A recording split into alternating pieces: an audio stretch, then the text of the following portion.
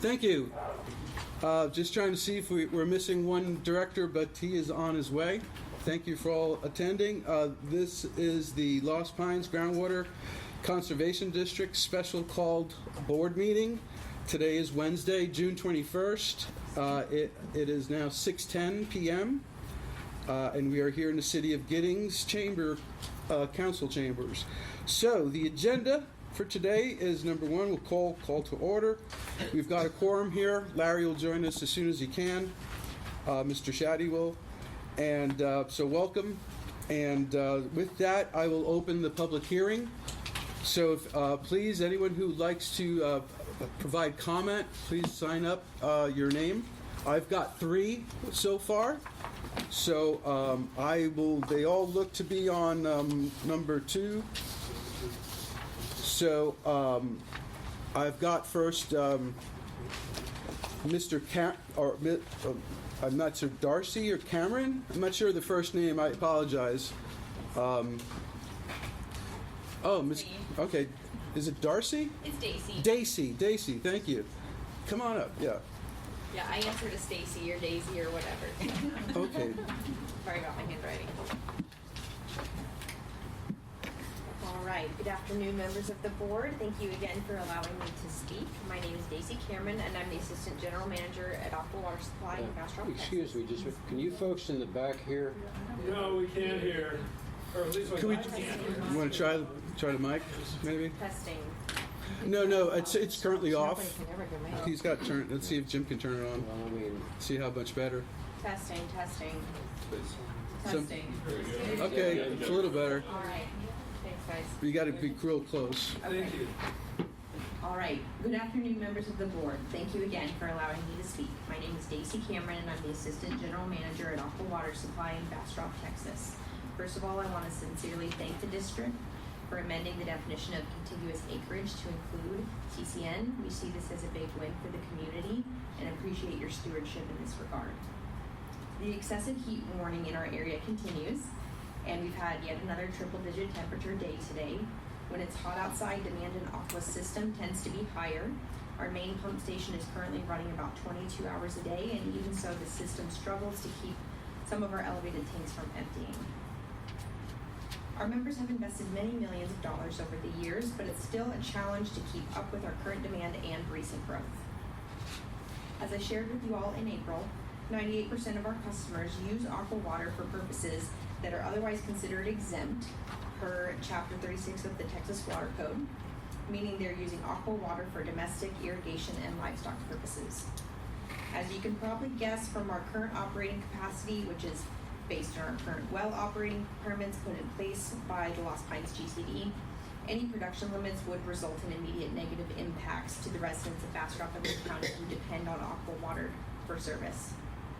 As much as I wish our staff could develop alternate sources overnight, or even in the 3 weeks between when these rules were published and today, that simply isn't the case. If you can clarify that production limits will only apply to new wells, that would enable Aqua to continue to provide service to the community today while we work diligently to make plans for tomorrow. Thank you for your time. Thank you.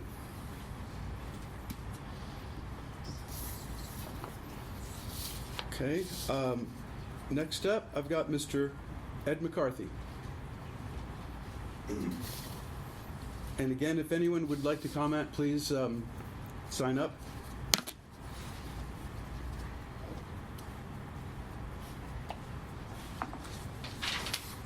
Good evening, Mr. President, board members. Appreciate the opportunity to be here tonight and provide you with these comments.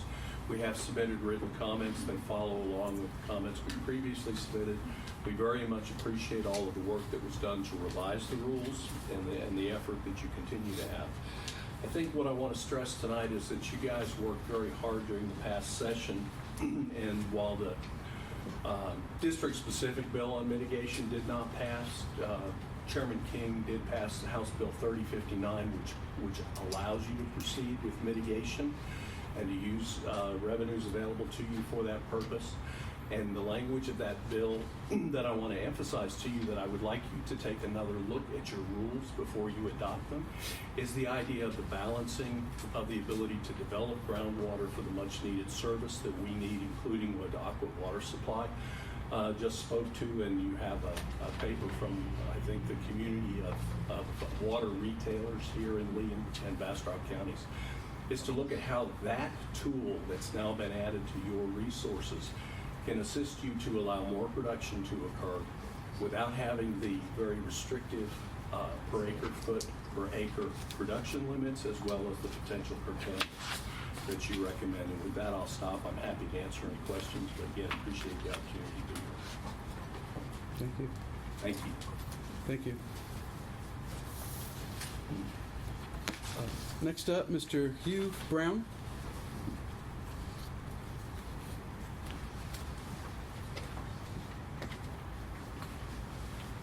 Hi, I'm Hugh Brown. Y'all know who I am because I come up here and speak to you about every meeting.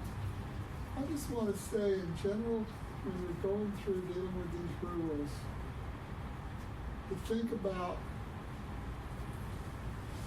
the idea of do no harm, that there should not be anybody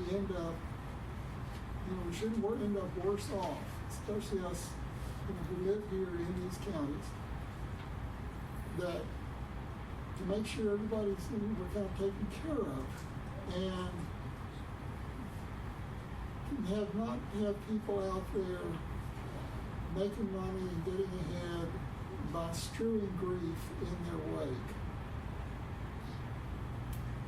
And also to take care of the aquifer, also to take care of the future. So they have the long view, and I understand this is hard to do. And of course, there are all sorts of people that will tell you we got to have the water, we got to have it right now. And there are going to be some times where I think you're going to have to stand up and say no. To think about all of us. Thank you very much. Thank you. Any other comments? Anyone else would like to speak? All right. With that, then, the public hearing then will be closed at 6:18 p.m. We'll move on to any public comments. Anyone would like to speak on non-agenda items? Okay, or even agenda items? None. All right. Right, seeing none there. We'll move on now to agenda item 4, the special agenda, discussion, consideration of, and possible action on the proposed revisions to the district rules to amend sections 1, 2, 4, 5, 7, 8, 9, 10, 11, and 12, and it adds a new section 17 of the district rules. Natasha, would you like to update us regarding, I know we've received several comments just today, so the board has received a couple of comments. In fact, just a few minutes ago,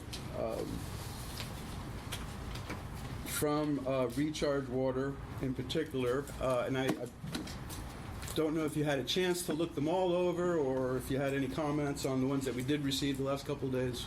Natasha? So I haven't looked them all over. Right. We just got some a few minutes ago. Obviously. But I have reviewed El Ray's comments. Also, I believe we received comments from Recharge and as well as Gatehouse. I think that what was different about this rulemaking is that the district really went above and beyond and sought and solicited feedback from the community going back several months, starting with the workshop. So a lot of the feedback that we gathered related to private property rights, related to water use needs, supply needs, impartiality, fairness, a lot of that was incorporated into this version of the rules that you see now. So we made a lot of significant changes. The comments that we've received have acknowledged that we've made changes. I think kind of the big common elephant in the room continues to be the production limit and how it is essentially tailored to the aquifer that you'd be producing from. So the board is, and the district is relying on a review from its hydrogeologist for that data. I believe that Chapter 36 does give you the authority to manage in the way that the rule is drafted. But I think at the same time, the rules have to be balanced to conserve, but also to allow use of that private property. And I think that the contiguous acreage, the new definition of the contiguous acreage rule allows for that. And essentially these rules become effective today going forward. They would not, the production limits would not apply to the existing operating permits.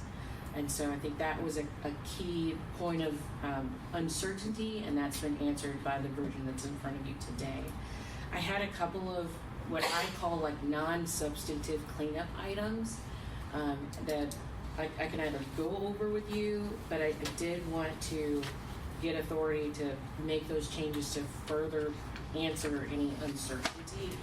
If you don't mind, I can go over them now. Yeah. Okay, great. And so it's a working, living document. And so every time I look at it, I see something new. But looking at Rule 5.1b, 5.1b5, this is the section referring to pump test requirements.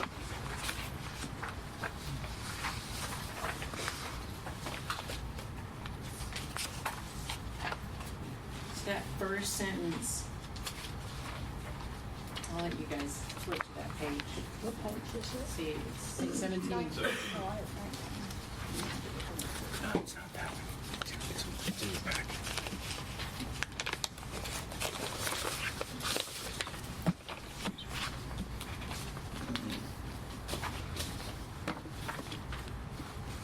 So the first sentence should only refer to a non-exempt well and not also to a non-exempt applicant.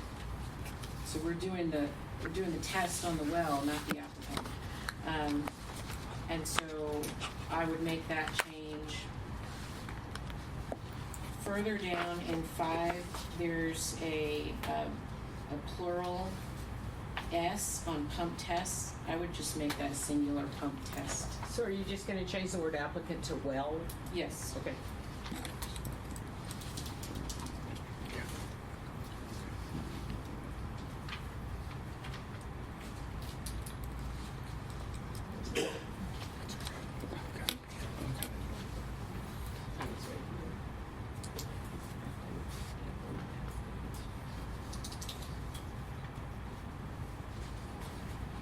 What's the second one? Okay. And then the second would be removing the under, let's see, the second sentence, 4th line down. It refers to pump tests, parentheses S. Yes. I would get rid of that S. Oh, okay. I'm just out of an abundance of caution reviewing these with you. Some of these things like grammar and misspelling, I can of course clean that up afterwards, but I wanted you to know about these.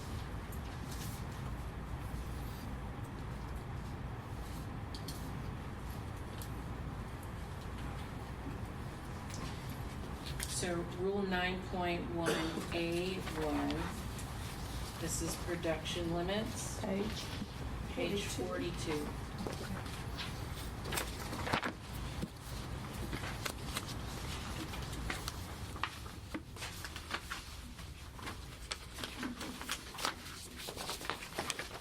So in the opening paragraph, there's phrasing, quote, the new operating permit, comma, amendment to an existing operating permit. I think that is confusing because we do refer to new wells. That's an actual definition. So what I'm proposing to change is take out new, but make this sentence apply to operating permits issued after June 21st, 2023. So just use the date instead of the word new. Okay. Yeah.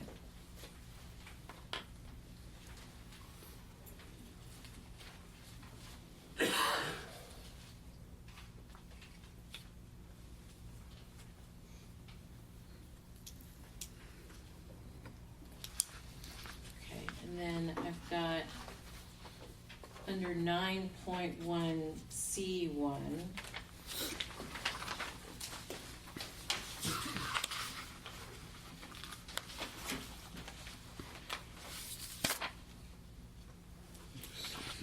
I need to clarify here, there's a sentence structure problem.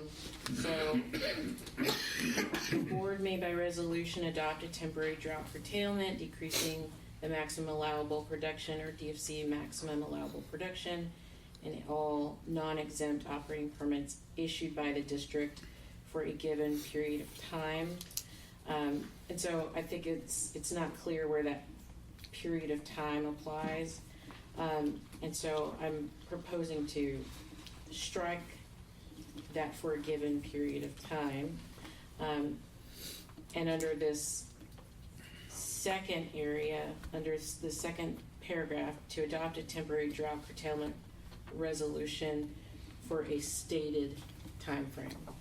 So the resolution needs to state how long the curtailment will be in place. That's interlineating that for a stated period of time. Yes. Just to give certainty for how long those reductions will be in place.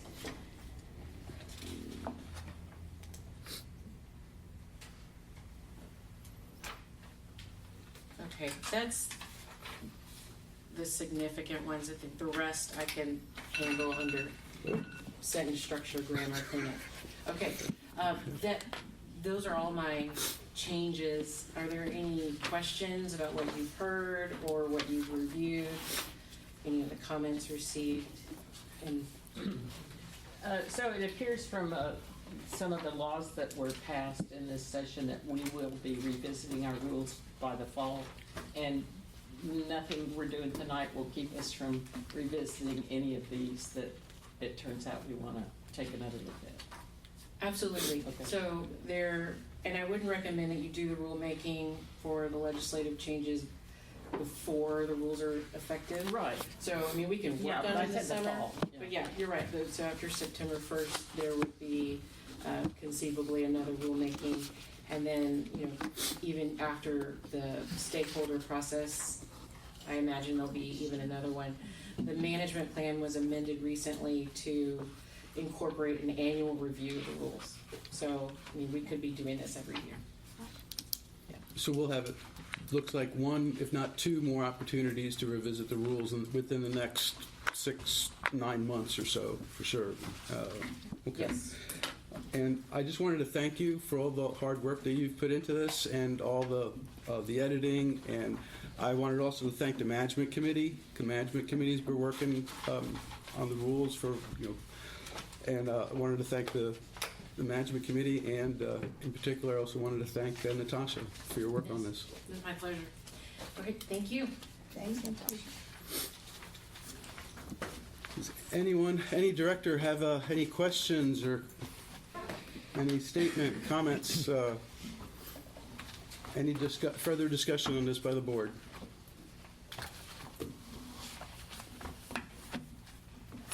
All right.